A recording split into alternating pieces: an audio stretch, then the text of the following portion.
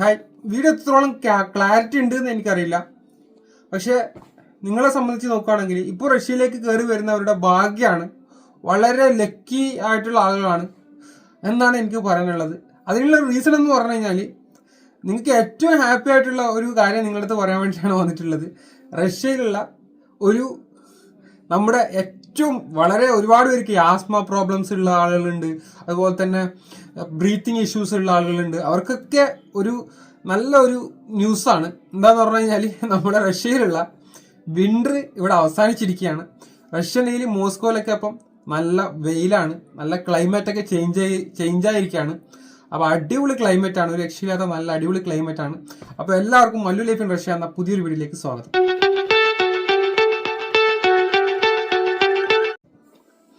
Hi guys, എൻ്റെ പേര് ഇജാസ്. അപ്പോൾ നിങ്ങൾക്കറിയാം ഇപ്പോൾ എൻ്റെ മേത്ത് തന്നെ ഇപ്പോൾ സൂര്യൻ ഉള്ളിലേക്ക് അടിച്ചുകൊണ്ടിരിക്കുകയാണ്. അത്രയും നല്ല ചൂടാണ്. ഇന്ന് +17 ഡിഗ്രിയാണ് മോസ്കോയിലെ ടെമ്പറേച്ചർ എന്ന് പറഞ്ഞു കഴിഞ്ഞാൽ ഓൾമോസ്റ്റ്. അപ്പോൾ നല്ല ഒരു കാലാവസ്ഥയാണ് റഷ്യയിൽ ഇപ്പോൾ ഉള്ളത്. അപ്പോൾ എന്നിരുന്നാലും ആളുകൾക്ക് ഇനി പുതിയതായിട്ട് വരാൻ പോകുന്നവർക്കൊക്കെ ഒരു ലക്കായിട്ട് അവരുടെ ഒരു ഭാഗ്യം എന്ന് പറയാം. കാരണം എന്താ വെച്ചാൽ റഷ്യയിൽ ഓൾമോസ്റ്റ് നിങ്ങൾക്കറിയാം വിന്ററാണ്. വിന്റർ കൂടുതലും വിന്ററാണ്. ആ വിന്ററിൽ ആളുകളൊക്കെ ഈ ഐസ് സ്നോ ക്ലീനിങ് അങ്ങനത്തെ വർക്കൊക്കെ ചെയ്യുന്ന ആളുകളൊക്കെയാണ് കൂടുതൽ. ഇപ്പം അങ്ങനെയുള്ള ആളുകൾക്കെല്ലാം വർക്കൊക്കെ കുറയും.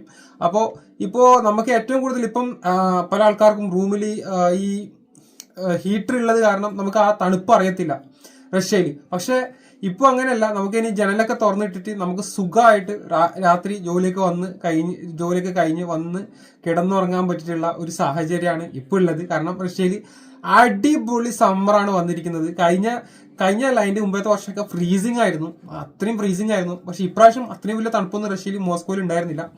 നല്ലൊരു ക്ലൈമറ്റ് തന്നെയായിരുന്നു.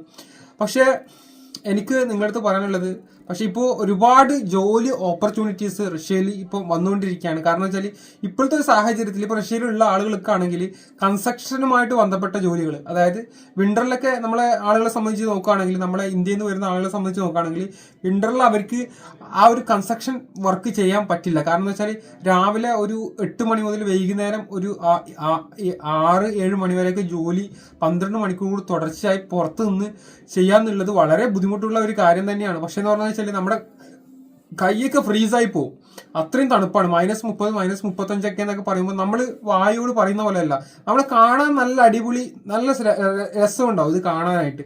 അതായത് വിന്റർ കാണാനായിട്ട്, സ്നോ ഒക്കെ കാണാൻ. പക്ഷെ അത് അനുഭവിച്ചറിയുമ്പോഴായിരിക്കും അതിന്റെ ആ ഒരു കാഠിന്യം എത്രത്തോളം ഉണ്ട് എന്നുള്ളത് നിങ്ങൾക്ക് മനസ്സിലാവുക.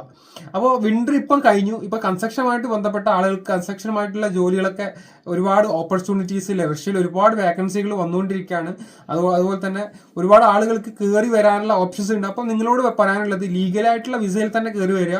അപ്പോൾ ലീഗലി ആയിട്ടുള്ള വിസ എന്ന് പറഞ്ഞു കഴിഞ്ഞാൽ നിങ്ങൾക്ക് ഇതിൽ കോൺട്രാക്ട്, ഇൻവിറ്റേഷൻ, സബ്മിഷൻ അതുപോലെ തന്നെ നിങ്ങൾക്ക് വിസ സ്റ്റാമ്പിങ്ങിൽ നിങ്ങളെ വിസയുടെ വാലിഡിറ്റി ഡേറ്റും കാര്യങ്ങളൊക്കെ അതിൽ കാണിക്കും. പലർക്കും പല വിസയെ കുറിച്ചിട്ടുള്ള ഒരു ഐഡിയ ഇല്ലാത്ത ഒരുപാട് ആൾക്കാരുണ്ട്.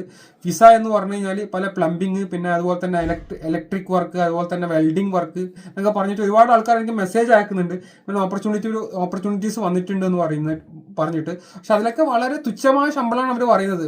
വളരെ തുച്ഛമായ ശമ്പളത്തോടു കൂടിയാണ് അവർ വർക്ക് ചെയ്യാൻ വേണ്ടി ഇവിടെ വരുന്നത്. പക്ഷെ അങ്ങനെയുള്ള ആളുകൾ നിങ്ങൾ ശ്രദ്ധിക്കേണ്ടത്, നിങ്ങൾക്ക് കിട്ടുന്ന വിസ പ്രോപ്പർ വിസയാണോ എന്നുള്ളത് ചെക്ക് ചെയ്യുക. അതുപോലെ തന്നെ നിങ്ങളുടെ കാര്യങ്ങളൊക്കെ എന്തെങ്കിലും ഡൗട്ട്സോ കാര്യങ്ങളൊക്കെ ഉണ്ടെങ്കിൽ നിങ്ങൾക്ക് എനിക്ക് മെസ്സേജ് ചെയ്യാം ഡയറക്റ്റ്. എനിക്ക് അറിയാവുന്ന കാര്യങ്ങളാണെങ്കിൽ നിങ്ങൾക്ക് ഞാൻ പറഞ്ഞുതരാം. പക്ഷേ ഞാൻ ഇനി പിന്നെ വേറെ കാര്യങ്ങൾ എന്ത് പറയുന്നത് വെച്ചാൽ ഈ ഒരു സമ്മറിനെ കുറിച്ചാണ്. സമ്മറിൽ ഇനിയിപ്പോൾ ഇവിടെ ഒരുപാട് ഫ്ലവേഴ്സ്, അതുപോലെ തന്നെ സമ്മർ ഇവിടെ അടിപൊളിയാണ് റഷ്യയിൽ, ഒന്നും പറയാനില്ല. സമ്മർ എന്ന് പറഞ്ഞു കഴിഞ്ഞാൽ റഷ്യ ഏറ്റവും കൂടുതൽ അവരെ ഒരു ലൈഫിൽ ഏറ്റവും കൂടുതൽ ഹാപ്പി ആയിട്ടുള്ള ഒരു മൂവ്മെന്റ് ആണ് സമ്മർ സീസൺ റഷ്യയിൽ. അതുപോലെ തന്നെ സമ്മറിൽ അവർ ഭയങ്കര സെലിബ്രേഷനും അതുപോലെ തന്നെ പാർട്ടി, മ്യൂസിക് അതൊക്കെ ആയിട്ട് പല റോഡ്, അതായത് ബീച്ച് സൈഡിലൊക്കെ പോയിട്ട് ടെന്റ് അടിക്കുക, അവിടെ അവർ പാർട്ടി കൂടുക, അതുപോലെ തന്നെ എൻജോയ്മെന്റ്, എന്റർടൈൻമെന്റ് എന്നൊക്കെ പറയാറ്. അതൊക്കെ കാണണമെങ്കിൽ സമ്മർ ടൈമിൽ റഷ്യയിൽ വരണം.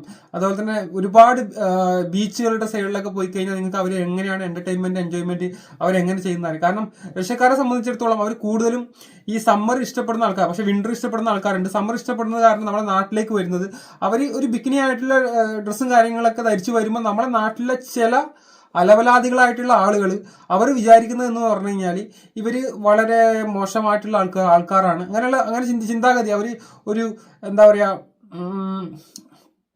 ഒരു നമുക്ക് വേണ്ടാത്ത രീതിയിലുള്ള ഒരു നോട്ടവും വേണ്ടാത്ത രീതിയിലുള്ള സംസാരവും അവരെ നമ്മൾ വിചാരിച്ച പോലെ ആ ഒരു ഇതിൽ കൊണ്ടുവരാമെന്നൊക്കെ വിചാരിക്കും. കാരണം അങ്ങനെയല്ല സംഭവം. റഷ്യക്കാർ നമ്മളെക്കാൾ നല്ല കൾച്ചറും നല്ല സ്റ്റാൻഡേർഡുള്ള ആൾക്കാരാണ്. അവരുടെ ഡോക്ടറുടെ പ്രിസ്ക്രിപ്ഷനോട് കൂടിയാണ് നമ്മുടെ പല അവർക്ക് വെയിൽ കൊള്ളാത്ത കാരണം അവരുടെ ബോഡിയിലേക്ക് വിറ്റാമിൻ സി, അതായത് സൂര്യപ്രകാശം കിട്ടാത്ത കാരണമാണ് നമ്മുടെ നാട്ടിലേക്ക് വന്ന് ബീച്ചിലേക്കൊക്കെ വന്ന് ബീച്ചിന്റെ സൈഡിലൊക്കെ അവർ ബിക്കിനായിട്ട് കിടക്കുന്നത്. കാരണം അവരുടെ നാട്ടിൽ കൂടുതലും വിന്റർ ആയത് കാരണമാണ് അവരെപ്പോഴും ജാക്കറ്റും കാര്യങ്ങളൊക്കെ ധരിച്ച് നടക്കുന്നത്. അപ്പോൾ അത് കണ്ട് അതൊക്കെ നമ്മൾ മനസ്സിലാക്കണം. നമ്മൾ ഫോറിൻ സിറ്റിസൺ, അതായത് എസ്പെഷ്യലി ഒരു ഫോറിൻ സിറ്റിസൺ നമ്മുടെ നാട്ടിൽ വരുമ്പോൾ നമ്മളൊരു അതിഥിയായിട്ട് അവരെ നല്ല രീതിയിൽ നമ്മൾ അവരെ കണ്ടു കഴിഞ്ഞ് കഴിഞ്ഞാൽ അവരുടെ നാട്ടിലേക്ക് നമ്മൾ വരുമ്പോഴും അവരും നമ്മളെ അതേപോലെ ട്രീറ്റ് ചെയ്യും. അതുപോലെ തന്നെ ഇപ്പം കഴിഞ്ഞ ഇടയിൽ കുറേ സംഭവം ഉണ്ടായി. ഫോറിൻ സിറ്റിസണായ നമ്മുടെ നാട്ടിൽ നിന്ന് ഒരു പുഴയിലൂടെ തോണിയിലൂടെ സഞ്ചരിച്ചുകൊണ്ടിരിക്കുമ്പോൾ കുറേ ആളുകൾ പാലത്തിൽ നിന്ന് അവരെ നേർക്ക് കല്ലെറിഞ്ഞു. ഇതൊക്കെ കാരണമാണ് പല ആളുകളും അവരെ നാട്ടിലേക്ക് ഇന്ത്യയിൽ നിന്ന് പോകുമ്പോൾ അവർക്ക് മോശമായിട്ടുള്ള അനുഭവങ്ങൾ നേരിടേണ്ടതായിട്ട് വരുന്നത്. അപ്പം നമ്മൾ അവരെ എങ്ങനെയാണോ ട്രീറ്റ് ചെയ്യുന്നത് അതേപോലെ ആയിരിക്കും അവർ നമ്മളെ ട്രീറ്റ് ചെയ്യുക. അപ്പോൾ ആ ഒരു രീതി എപ്പോഴും നിങ്ങൾ പിന്തുടരുക എന്നുള്ളതാണ്. കാരണം അവർ വന്നിട്ട് നമ്മുടെ സ്റ്റാൻഡേർഡ് എപ്പോഴും നമ്മുടെ സ്റ്റാൻഡേർഡ് തന്നെ നിൽക്കാൻ ശ്രമിക്കുക എന്നുള്ളതാണ്. കാരണം ഇപ്പോൾ ഈ സമ്മർ നിങ്ങൾക്ക് മാക്സിമം എൻജോയ്മെന്റ് ചെയ്യാനുള്ള വർക്കൊക്കെ വളരെ നമ്മുടെ നാട്ടിലുള്ള ഒരു ക്ലൈമറ്റ് ആണ്. അതുപോലെ തന്നെ ഇപ്പൊ വരുന്നവർക്ക് അതിന് വിന്റർ ആകുമ്പോൾ ഇവിടുത്തെ ക്ലൈമറ്റ് ഒക്കെ മാറും കേട്ടോ, എല്ലാം ഓൾമോസ്റ്റ് ചേഞ്ച് ആവും. അപ്പോൾ ഇപ്പോൾ വരുന്നവർക്ക് നല്ലൊരു ഹാപ്പിയസ്റ്റ് ആയിട്ടുള്ള ഒരു മൂവ്മെന്റ് ആണ് എന്നാണ് എനിക്ക് പറയാനുള്ളത്. പിന്നെ പല ആൾക്കാരും പല രീതിയിലും തെറ്റിദ്ധരിപ്പിക്കുന്നുണ്ട്. ഇപ്പം ഇങ്ങനെ വിസ അടിച്ച് കിട്ടുന്നില്ല എന്നൊക്കെ പറഞ്ഞു. വിസ അടിച്ച് കിട്ടുന്നില്ല അങ്ങനെ ഒരു പ്രശ്നങ്ങളോ കാര്യങ്ങളോ ഒന്നുമില്ല. വിസ ഒക്കെ അടിച്ച് കിട്ടുന്നുണ്ട്. പക്ഷെ കുറച്ച് ലാഗിങ്ങിന്റെ ഒരു ഇഷ്യൂ ഉള്ളൂ. ലാഗിങ് ഉണ്ട്. വെയിറ്റ് ചെയ്യാൻ പറ്റുന്നവർക്കൊക്കെ വിസ 100% അടിച്ച് കിട്ടും. അതുകൊണ്ട് അതിലൊന്നും നിങ്ങൾ ടെൻഷൻ അടിക്കേണ്ട. നിങ്ങൾ ധൈര്യമായിട്ട് കയറി പോന്നോ.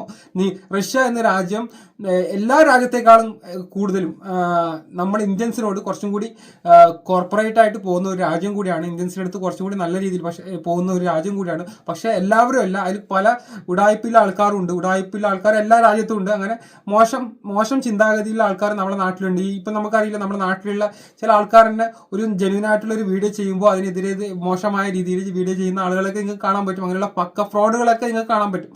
അപ്പോൾ അങ്ങനെയുള്ള ഒരുപാട് ആൾക്കാർ ഇവിടെയും ഉണ്ട്, നമ്മുടെ നാട്ടിലും ഉണ്ട്. അപ്പോൾ എല്ലാ തരത്തിലുള്ള ആൾക്കാരുണ്ട്. നമ്മൾ അതൊന്നും നോക്കേണ്ട, നമ്മൾ അതൊന്നും കെയർ ചെയ്യേണ്ട ആവശ്യമില്ല.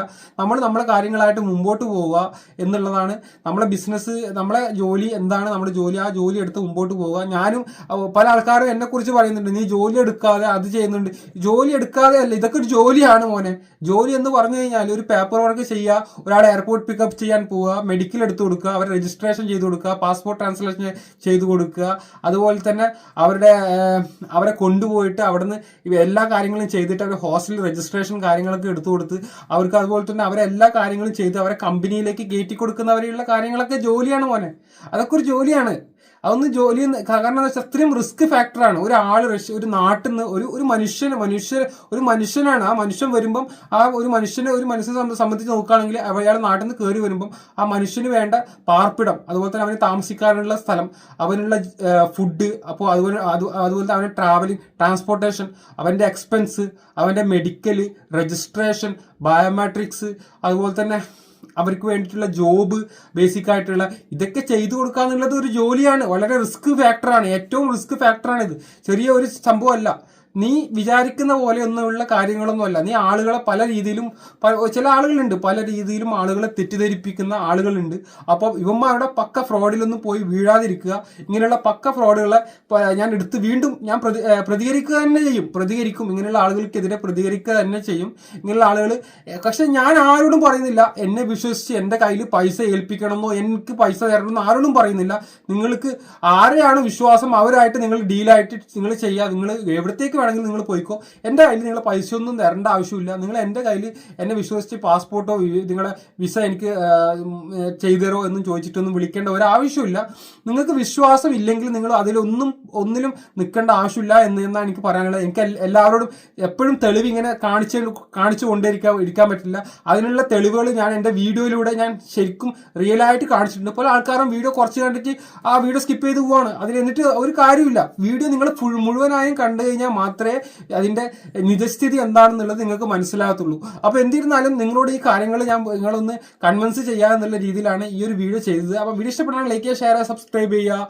പുതിയൊരു വീഡിയോ ആയിട്ട് കാണുന്നവരെല്ലാവർക്കും ഗുഡ് ബൈ.